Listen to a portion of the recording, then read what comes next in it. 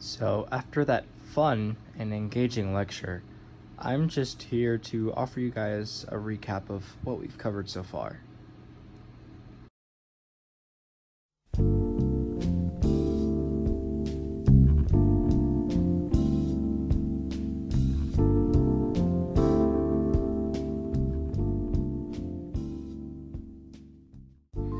Ready? Let's get started. We begin with the general demographics offered within the reading, showing us a clear popularity the Democratic Party has held among African Americans.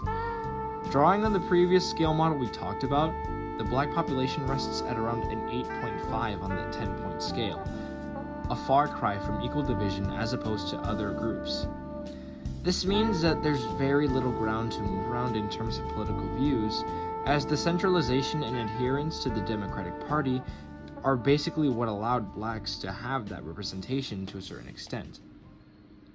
The most important thing given this current situation we can grasp is that in a perfect world, African Americans would have more voting power if they were in a system that was uniformly split and if each party was exact in their measure of power. Stemming from these premises, there are three main causes in political realignment across the board. The first is conversion, the idea that an individual change in voting patterns on a mass scale can always turn partisan tides. The second is mobilization. This is where a large new group of voters, which can take the form of immigrants, new young voters, etc., change the political landscape, which usually manifests from a political crisis. The third is invention, and this is where new parties are created from the ground up, and this essentially adds new players to the scene. So after all this expository information, another question which lies ahead of us is this: how did African Americans turn so democratic?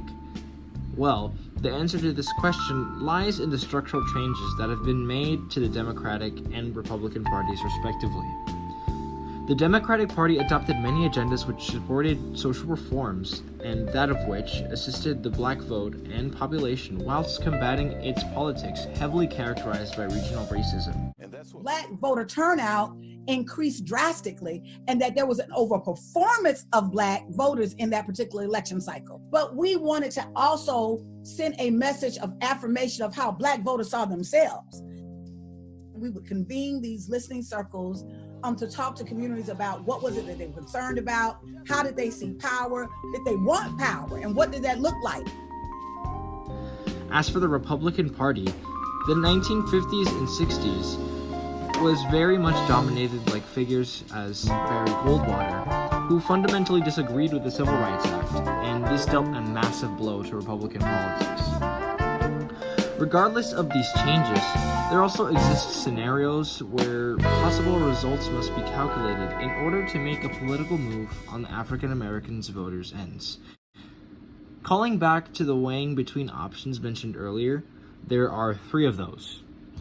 And we have loyalty, voice, and exit.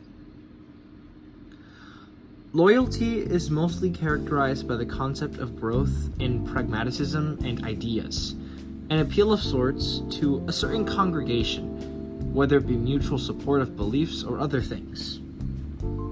Exit is exactly what it entails.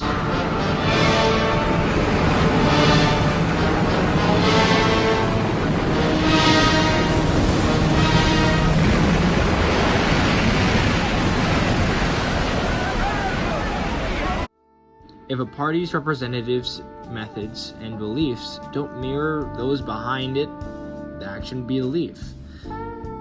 Become unaffiliated with the notion of parties and form a new party altogether. Voice, or realignment, would be the outward call for change within a political party, a call for reformation of sorts. And the final option, if you could even call it that, would be to do nothing, just maintaining the status quo.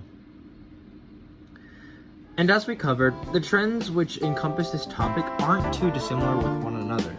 If anything else, the trends that we've seen since the 80s are actually growing. The increased percentage in purely partisan actors within the black voting community are growing at a expansive rate. So after giving you all the general gist of things here, it's now time for me to switch over to our next portions of the presentation. Hopefully this helped introduce a new way of internalizing all this new information, as well as just offering you a refresher and also just being a little break for you guys. Thanks so much again for watching. Now, passing this off to the future me, who will explain to you the next parts of this presentation. Enjoy the rest of the activities we have lined up for you, and until next time.